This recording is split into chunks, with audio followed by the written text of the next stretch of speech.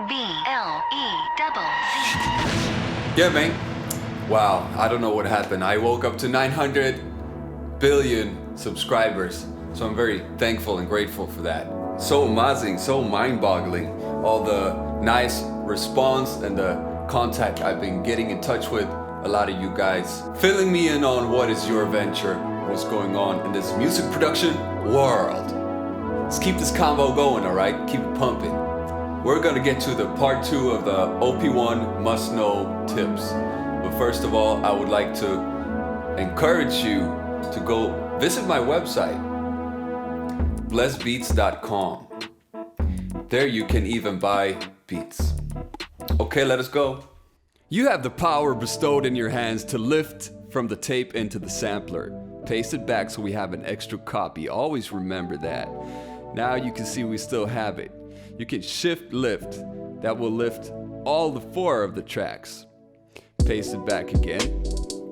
Okay, so let us have a look here. We want this loop to be lifted into the sampler so we can then record it back. Lift it so high up. Paste it. Just reminding you because this is very important. You want to keep the original copy, right? You know what I'm saying? Whatever you do this, it's a good idea.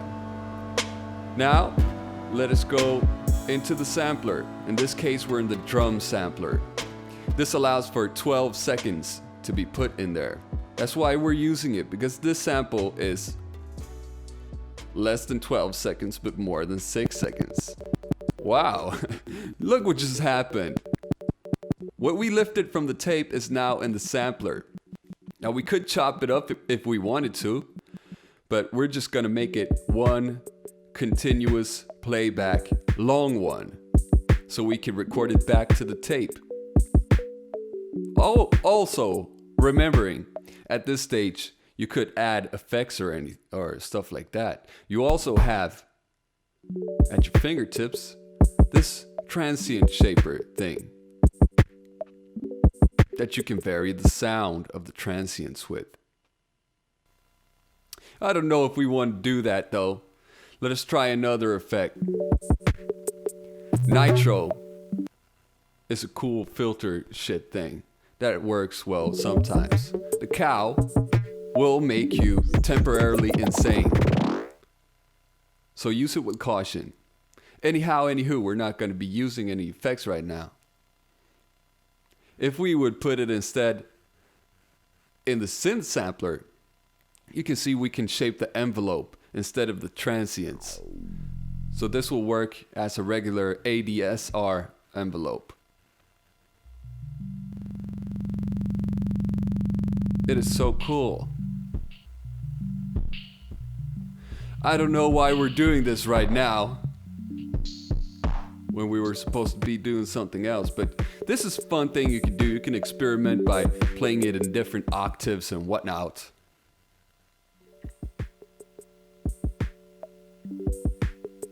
See here now.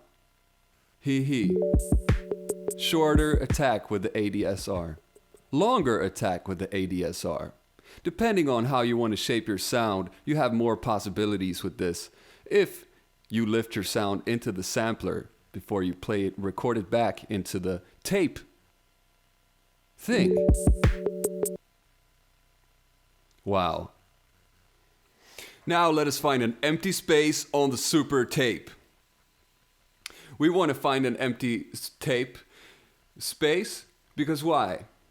Because we don't want to overdub anything. And we want a clear, nice field to re-record our sample.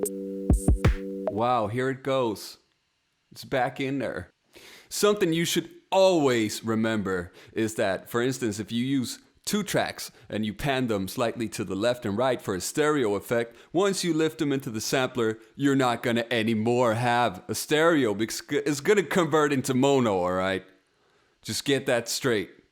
One more extremely useful way of resampling when you have already filled up your 4 tracks is the vinyl resampling.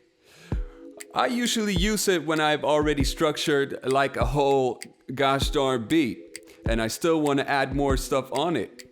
Your only limit is basically the 6 minutes of the vinyl. Perchance it's 12, I don't remember. But anyhow, we can resample it back to the tape and have the whole beat on one track and free up 3 tracks. So we can add more stuff on it, which is a wonderful thing if you want to make the whole stacking up of an entire product inside of the OP-1. There's only one reason I'm pressing the button 3 here, is because it feels so goddamn good. Let us press vinyl. We see the vinyl player here. Press play.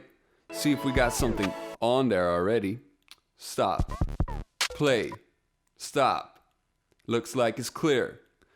Now we can record, play back our beat. And what is extra amazing here is that all of your automation will be recorded. So when I'm doing track mutes, soloing tracks, adding effects, you fucking name it, it's all gonna be recorded to the vinyl. So what we hear is what we are get. Yeah,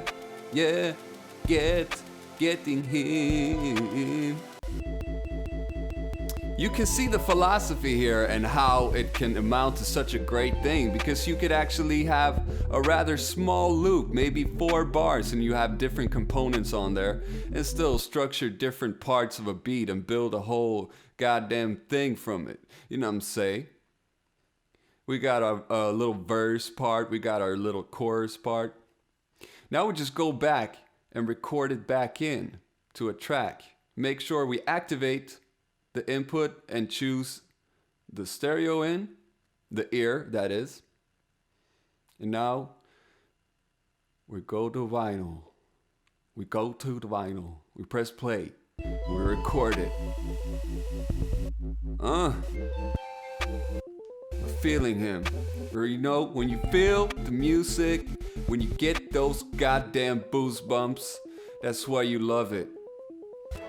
So the small little thing that we call music is what is excellent in life. 1, 2, 3, 4, all of them. Perfect. Let's abruptly move on to the looping education class. There are certain things you need to know about looping on the OP-1 that can be very useful, being precise with it, nice with it. If you press Shift 3, the loop markers will be set exactly around the piece of tape that the playhead is currently on the selected track that you're on.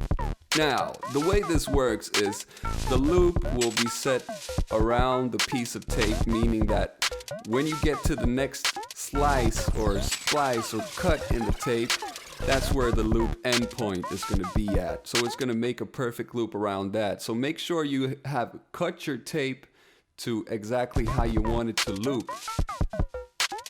See, now it goes round and round the way a loop should. Perfect. Now another astounding tip. Pressing Shift and one of the arrows, either left or right, it's going to move the whole loop area one step to the left or the right at a time. This means you could skip around and play, have some fun with your beats live.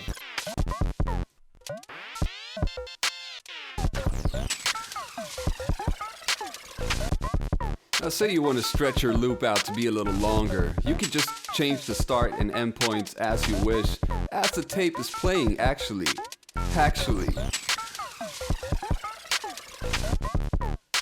Let's make this loop a little longer.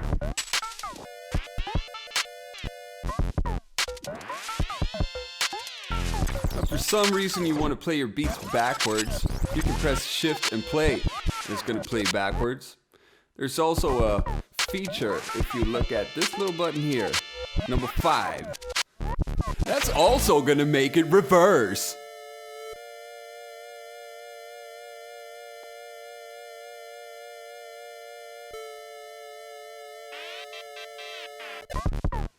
Taking these here tips into account, you can use the vinyl resampling method and make a more wholesome beat, you know what I'm saying?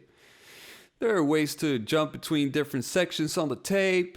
When you're playing it back, as you go along, you can solo different tracks, mute them, rewind, have fun with it. You know what I'm saying? A last little note on this looping business ordeal is that if you have the loop activated and you press play, it's gonna start from the beginning of the loop. All day, every day, all the time. If it's deactivated, that's not what's gonna happen.